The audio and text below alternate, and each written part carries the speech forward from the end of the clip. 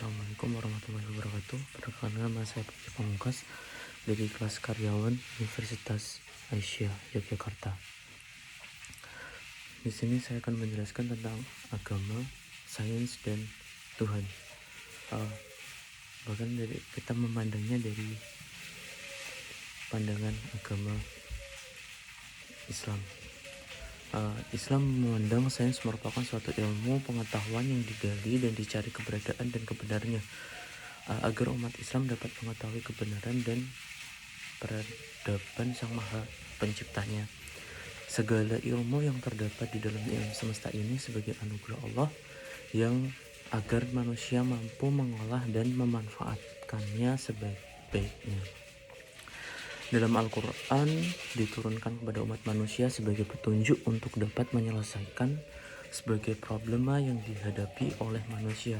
Al-Quran bukanlah kitab yang hanya menceritakan tentang hukum-hukum Islam, tetapi juga menceritakan tentang sains. Secara jelas Al-Quran memberikan dorongan kepada umat manusia untuk belajar dan memperdalam ilmu sains, bagaimana dalam pada surat Imran ayat 190-91, yang artinya sesungguhnya dalam penciptaan langit dan bumi dan pergantian malam dan siang terdapat tanda-tanda kebesaran Allah bagi yang berakal, yaitu orang yang mengingat Allah sambil berdiri, duduk, dan dalam keadaan berbaring, dan mereka memikirkan tentang penciptaan langit dan bumi. Seraya berkata, "Ya Tuhan kami, tidaklah Engkau menciptakan semua itu sia-sia. Maha suci Engkau, lindungilah kami dari azab neraka." Nah, ayat tersebut merupakan bukti kebenaran nyata, yakni Allah mengajarkan manusia agar berpikir. Sebab sesungguhnya dalam proses penciptaan, yaitu menciptakan langit dan bumi, pergantian siang dan malam merupakan tanda kemahakuasaan Allah bagi orang yang berakal. Islam telah mengajarkan pada manusia untuk memperhatikan dan mengenal alam semesta dengan menggunakan akalnya. Akal memang diberikan kebebasan yang amat luas untuk memikirkan segala fenomena alam. Namun dalam pembangunan peradaban Islam yang tangguh serta memperkenalkan kepada umat manusia keesaan dan kekuasaan Allah sebagai Maha Pencipta. Jadi manusia diberikan akal kepada Allah untuk selalu berpikir. Nah, berpikirnya akan adanya Tuhan, dan kita harus meyakini adanya Tuhan di situ. Seperti banyak posisi agama dan sains dalam pandangan ini sebagai dua eksistensi yang bertentangan suatu dengan yang lainnya. Agama dan sains memberikan penjelasan tentang berlawanan. Akibatnya orang mesti memilih salah satu di antara keduanya, menolak agama dan atau sebaliknya. Masing-masing menghimpun penganut dalam pengambilan posisi-posisi yang berseberangan. Sains menegaskan eksistensi agama, begitu sebaiknya keduanya hanya mengaku kebebasan eksistensi masing-masing. Konflik dalam hal ini memposisikan agama dan sains secara diametral dan kontrastif. Paradigmanya, seorang ilmuwan tidak akan serta-merta percaya akan kebenaran sains, sedangkan di sisi lain agama tidak mampu menjelaskan dan membuktikan kepercayaan secara empiris dan rasional. Oleh sebab itu, di kalangan saintis keberanggapan bahwa kebenaran hanya bisa diperoleh melalui sains dan tidak oleh agama. Sebaliknya, agamawan yang beranggapan bahwa sains tidak punya otoritas, agamawan yang beranggapan bahwa sains tidak punya otoritas untuk menjelaskan secara semua hal karena keterbatasan akal manusia.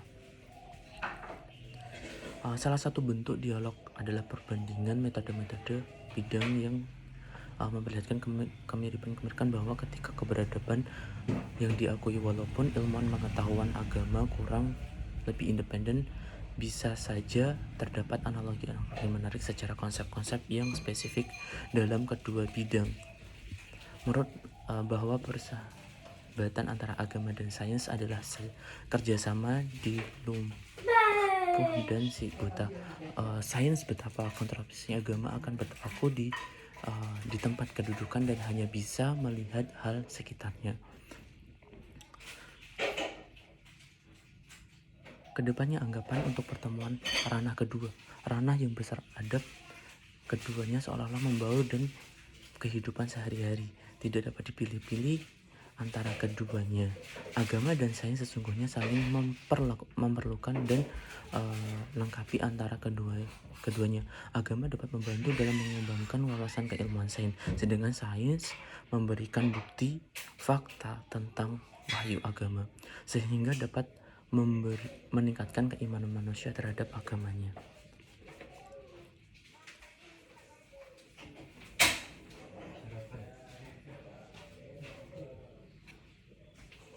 Keberadaan ilmu sains dapat memahami fakta ilmiah secara lebih mendalam.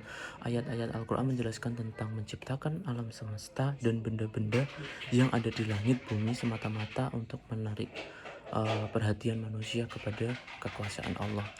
Hal ini ditunjukkan dalam Al-Quran untuk memperlihatkan tanda-tanda kekuasaan dan keagungan Allah.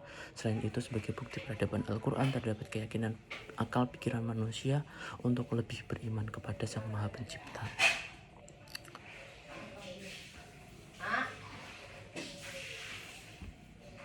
Bukti kebenaran Al-Quran dapat dilihat dari kisah Profesor Dr. Maurice Bucaille, seorang ahli bedah Prancis, melakukan penelitian kasus kematian Raja Fir'aun.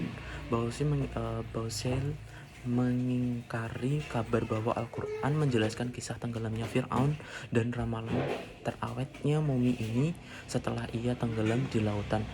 Menurutnya, pengungkapan rahasia seperti ini tidak diketahui kecuali dengan perkembangan ilmu modern melalui peralatan canggih yang mutakhir dan akurat.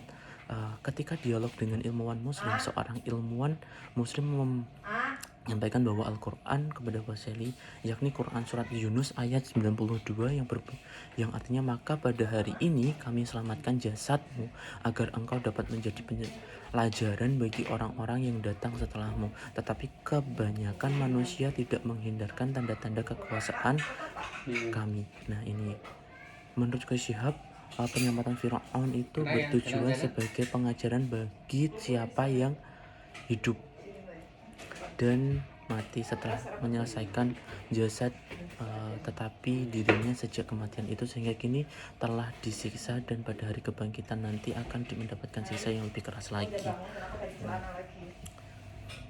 Ini mengatakan bahwa contoh-contoh yang diberikan oleh ayat-ayat Al-Quran begitu agung tentang tubuh Fir'aun. Penelitian dan penemuan modern sains menunjukkan keberadaan Al-Quran.